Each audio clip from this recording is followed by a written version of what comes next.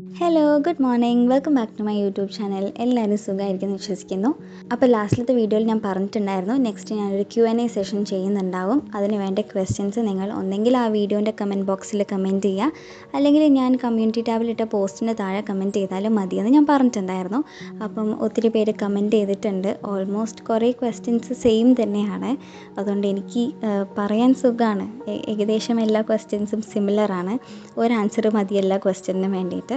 അധികം ഞാൻ ബോറടിപ്പിക്കുന്നില്ല, ഡയറക്റ്റ് നമ്മുടെ വീഡിയോയിലേക്ക് കടക്കുകയാണ്.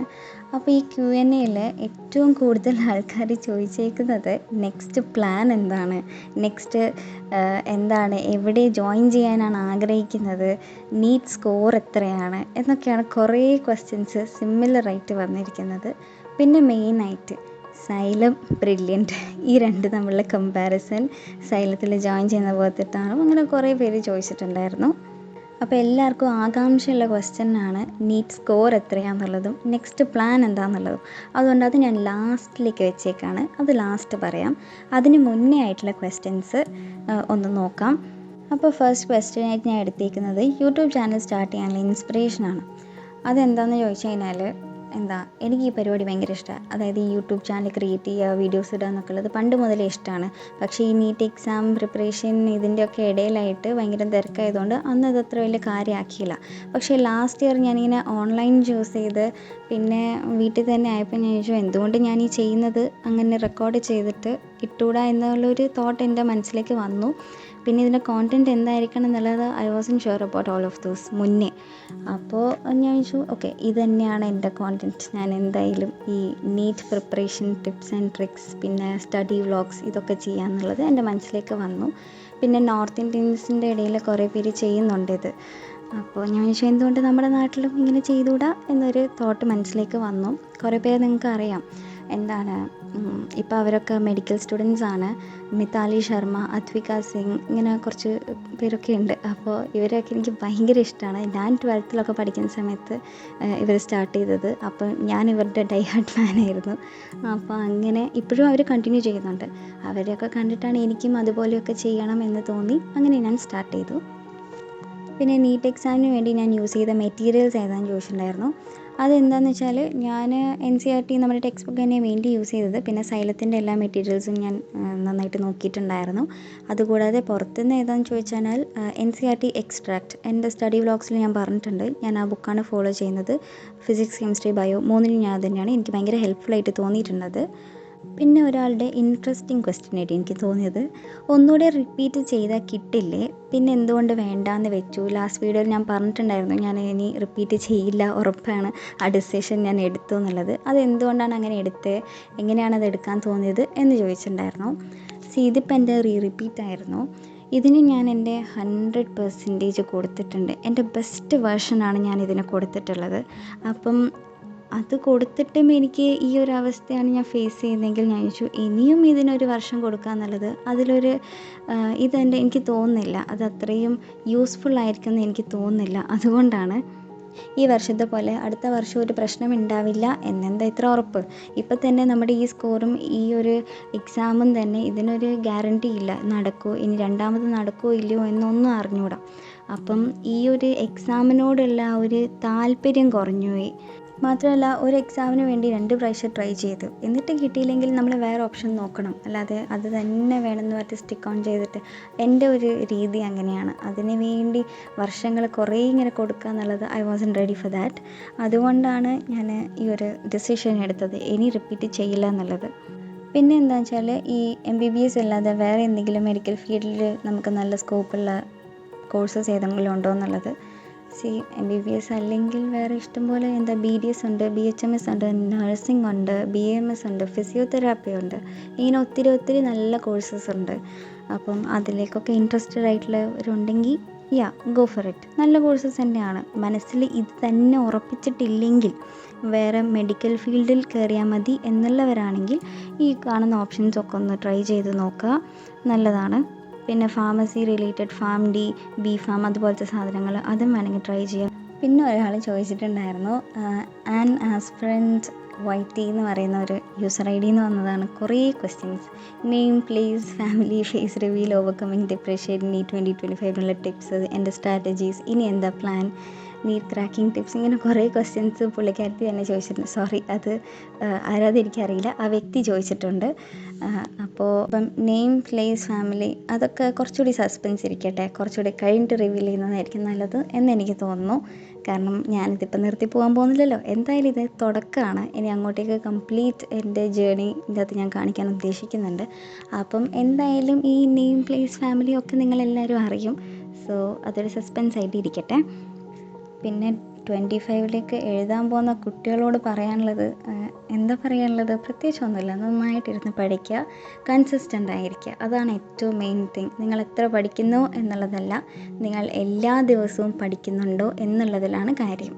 കാരണം ഞാൻ ഇന്നൊരു ദിവസം 10-16 മണിക്കൂർ ഇരുന്ന് പഠിച്ചു. നാളെ എനിക്ക് മൂഡ് പോയി, അതുകൊണ്ട് ജസ്റ്റ് ഒരു 1.5-2 മണിക്കൂറിൽ ഒതുക്കി. അടുത്ത ദിവസം ഞാനൊരു 6 മണിക്കൂർ, അതിൻ്റെ അപ്പുറത്തെ ദിവസം ഞാൻ വീണ്ടും ഫുൾ പവർ 10 മണിക്കൂർ. അതിലൊരു ഇതില്ല, അങ്ങനെ ചെയ്യരുത്.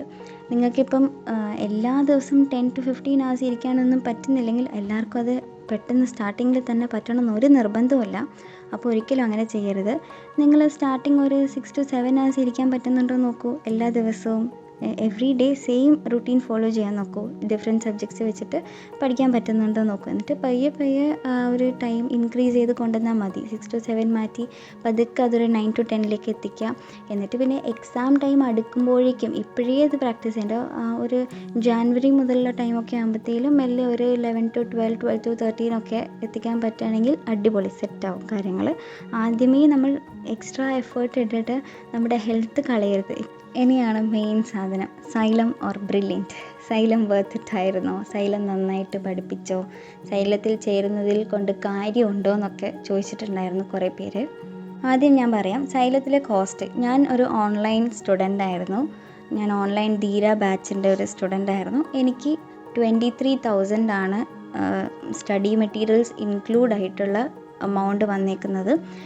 ടാബ് ഞാൻ ചൂസ് ചെയ്തിട്ടില്ല, എനിക്ക് ടാബ് വേണ്ടാന്ന് ഞാൻ പറഞ്ഞു. ടാബും കൂട്ടിയിട്ട് എത്ര ഫീസെന്ന് എനിക്കറിയില്ല. സോ അത് അറിയുന്നവരാരെങ്കിലും ഉണ്ടെങ്കിൽ കമൻറ്റ് ചെയ്യുക. എനിക്ക് 23,000 ആയിരുന്നു ഫീസ്. ഇനിയിപ്പോൾ അത് മാറിയോ കുറഞ്ഞോ കൂടിയോ ഒന്നും എനിക്കറിയില്ല. 2023 പൈസയാണ് ഞാനീ പറയുന്നത്. അത് ഞാൻ ചേർന്നത് ജൂലൈ 2 2023 ജൂലൈ 2 ഞാൻ സൈലത്തിൽ ജോയിൻ ചെയ്തത്. ക്ലാസ്സസിൻ്റെ കാര്യമൊക്കെ പറയുകയാണെങ്കിൽ അടിപൊളിയാണ്, നല്ല ക്ലാസ്സസാണ്. എനിക്ക് അതിൻ്റെ അകത്തുള്ള ഫിസിക്സിലൊക്കെ ടീച്ചേഴ്സിനെ എനിക്ക് ഭയങ്കര ഇഷ്ടമാണ്. കാരണം എനിക്ക് ഇന്നേ വരെ ഫിസിക്സ് ഇത്രയും നന്നായിട്ട് ആരും എടുത്ത് തന്നിട്ടില്ല. നല്ലത് നമ്മൾ നല്ലത് തന്നെയാണെന്ന് പറയണം. അപ്പോൾ ആ ഒരു ഇതിൽ പറയാണ്. സൈലത്തിലെ ഫിസിക്സ് എനിക്ക് ഭയങ്കര ഇഷ്ടമാണ്. കെമിസ്ട്രി അടിപൊളിയാണ്. ബയോളജി ഞാൻ അധികം ക്ലാസ്സസ് കാണാറില്ലായിരുന്നു, അത് ഇഷ്ടമല്ലാത്തതുകൊണ്ടല്ല. എനിക്ക് എൻ്റെ ബയോളജി ഞാൻ റിപ്പീറ്റ് ചെയ്യുന്ന സമയത്ത് കുറച്ചുകൂടി സ്ട്രോങ് ആക്കി ഞാൻ എടുത്തിട്ടുണ്ടായിരുന്നു.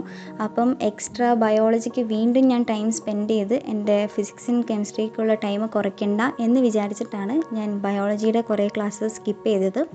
അത് എൻ്റെ കുറച്ച് ബയോളജി ചാപ്റ്റേഴ്സ് സ്ട്രോങ് ആയിരുന്നു. ആ ഒരു ടൈമാണ് ഞാൻ എക്സ്ട്രാ ഫിസിക്സിനും കെമിസ്ട്രിക്കും കൂടി കൊടുത്തത്. കാരണം എൻ്റെ റിപ്പീറ്റ് ചെയ്യുന്ന ടൈമിൽ ഞാൻ ഏറ്റവും ചെയ്ത തെറ്റതായിരുന്നു. ഞാൻ ഫിസിക്സും കെമിസ്ട്രിയും കുറച്ച് മാറ്റി വെച്ചിട്ട് ബയോളജി വല്ലാതെ അങ്ങ് നോക്കി. അതുകൊണ്ട് എനിക്ക് മറ്റേതിന് ലോസ് തന്നെയായിരുന്നു.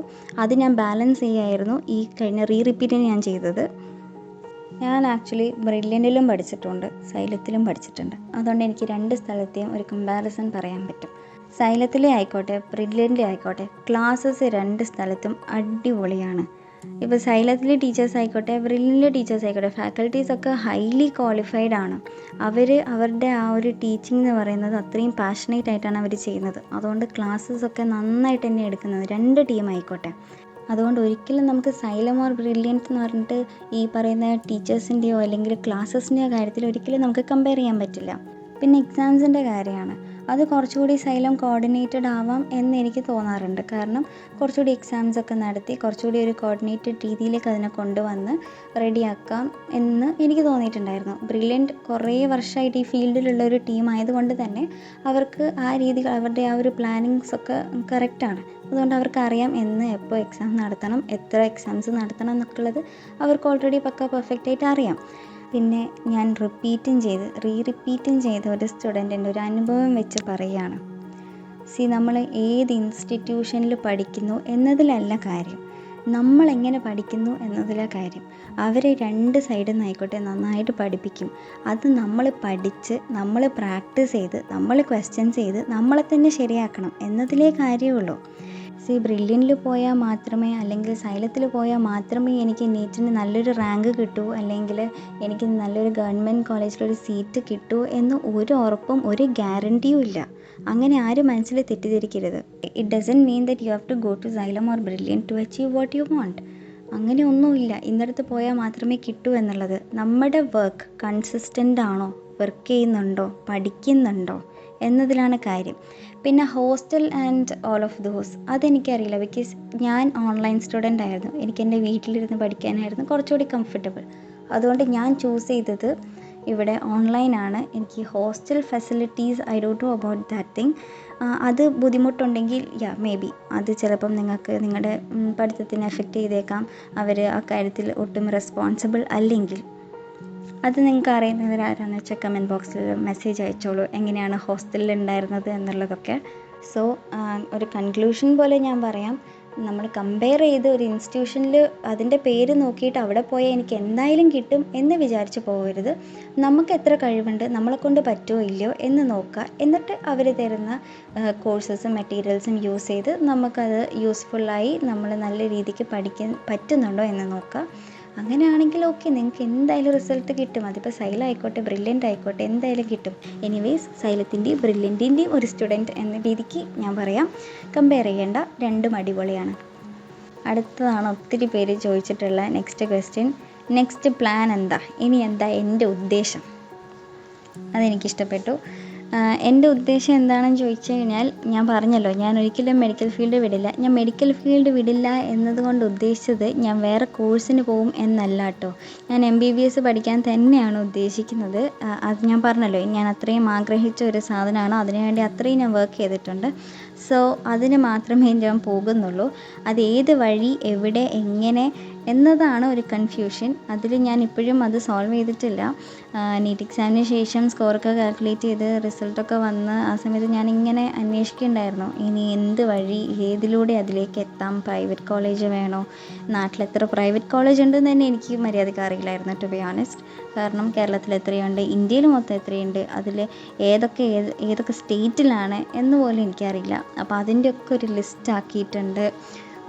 അതിലൊക്കെ ഇനിയിപ്പം അതൊക്കെ ഒന്ന് നോക്കണം. അതൊക്കെയാണ് നെക്സ്റ്റ് പ്ലാൻ എന്നുള്ളത്. എനിവേസ് ഞാൻ ഇതിൻ്റെ പിന്നാലെ തന്നെയാണ് പോകുന്നത്. MBBS തന്നെ എടുക്കണം എന്നാണ് ആഗ്രഹം. അപ്പം വേറൊരാൾ ചോദിച്ചിട്ടുണ്ടായിരുന്നു MBBS തന്നെ അബ്രോഡ് പോകുമെന്നുള്ളത്. അതിനെപ്പറ്റി ഞാൻ അധികം ആലോചിച്ചിട്ടില്ല. നോക്കട്ടെ, ഞാനൊന്നും ഡിസൈഡ് ചെയ്തിട്ടില്ല. ഏതായാലും നാട്ടിലത്തെ എന്താ അവസ്ഥ എന്ന് നോക്കാം. മാത്രമല്ല എബ്രോഡും ഞാനുമായിട്ട് ചെറിയൊരു ഫ്ലാഷ് ബാക്ക് ഉണ്ട്. അത് പറയേണ്ട സമയമാകുമ്പോൾ ഞാൻ പറയാം. Let's see. അപ്പോൾ അറ്റ് ലാസ്റ്റ് എല്ലാവരും ഒന്നടങ്ങനെ ചോദിച്ച ചോദ്യമാണ്, നീറ്റ് സ്കോർ എത്രയാണ്, എക്സാക്റ്റ് സ്കോർ എത്ര മാർക്കാണ് എനിക്ക് നീറ്റ് 2024 കിട്ടിയതെന്നുള്ളത്. ഓക്കെ, എൻ്റെ സ്കോർ എന്ന് പറയുന്നത് 608 ആണ്. 608 മാർക്കാണ് എനിക്ക് പ്രാവശ്യത്തെ നീറ്റിന് കിട്ടിയേക്കുന്നത്. അതിനോ കേൾക്കുമ്പോൾ ഒരു സുഖമൊക്കെ ഉണ്ട് 608, പക്ഷേ മാർക്ക് വെച്ചിട്ട് I am not gonna get into any of the government medical colleges. അതെനിക്ക് നല്ല ബോധ്യമുണ്ട്. എൻ്റെ ഹാർഡ് വർക്കും എൻ്റെ കൺസിസ്റ്റൻസിയും എല്ലാം കൊടുത്ത് 3 മണിക്കൂർ എനിക്ക് നേടിത്തന്ന സ്കോറാണ് ഇത്. കേൾക്കുമ്പം ഓക്കെ, പക്ഷേ ഞാനത് ആലോചിച്ച് അത്ര ടെൻസ്ഡ് ഒന്നും അല്ല. ബിക്കോസ് ഞാൻ എൻ്റെ 100% കൊടുത്തിട്ടുണ്ട്. എന്നിട്ട് എനിക്ക് കിട്ടിയ മാർക്കാണിത്. അത്ര മോശം മാർക്കൊന്നുമല്ല, നല്ല മാർക്ക് തന്നെയാണിത്.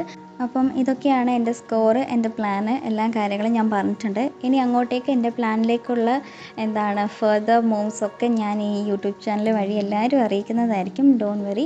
ഫർദർ മോർ എനിക്ക് നിങ്ങൾക്ക് എന്തെങ്കിലും ക്വസ്റ്റ്യൻസ് ഉണ്ടെങ്കിൽ ഡു കമൻറ്റ് ഇറ്റ്. ഞാൻ എന്തായാലും അതിനൊക്കെ റിപ്ലൈ തരുന്നതായിരിക്കും. മാക്സിമം ഞാൻ ഈ 5 days വെയിറ്റ് ചെയ്തത് തന്നെ നിങ്ങൾക്ക് ചോദിക്കാനുള്ള എല്ലാ ചോദ്യങ്ങളും ചോദിച്ചോട്ടെ എന്ന് വിചാരിച്ചിട്ടാണ് കുറേ റിപ്ലൈ തരാൻ ലേറ്റ് ആയത്. കാരണം ലാസ്റ്റ് റിപ്ലൈ തരാമെന്ന് വിചാരിച്ചിട്ട്. എനിവേസ് ആർക്കെങ്കിലും റിപ്ലൈ തരാൻ ഞാൻ മറന്നു പോയിട്ടുണ്ടെങ്കിൽ തീർച്ചയായിട്ടും ഞാൻ ഇന്ന് തന്നെ റിപ്ലൈ തരുന്നതായിരിക്കും. മെയിൽസൊക്കെ ഞാൻ ചെക്ക് ചെയ്യുന്നുണ്ട്. ഓരോരുത്തർക്കായിട്ട് റിപ്ലൈ തന്നു വരുന്നതേ ഉള്ളൂ. അപ്പോൾ ഈ വീഡിയോ നിങ്ങൾക്ക് ഇഷ്ടപ്പെട്ടു എന്ന് ഞാൻ വിചാരിക്കുന്നു. ഇഷ്ടപ്പെട്ടെങ്കിൽ do like, share, subscribe and comment. പുതിയൊരു വീഡിയോ വരുന്നതായിരിക്കും. Till then bye, thank you.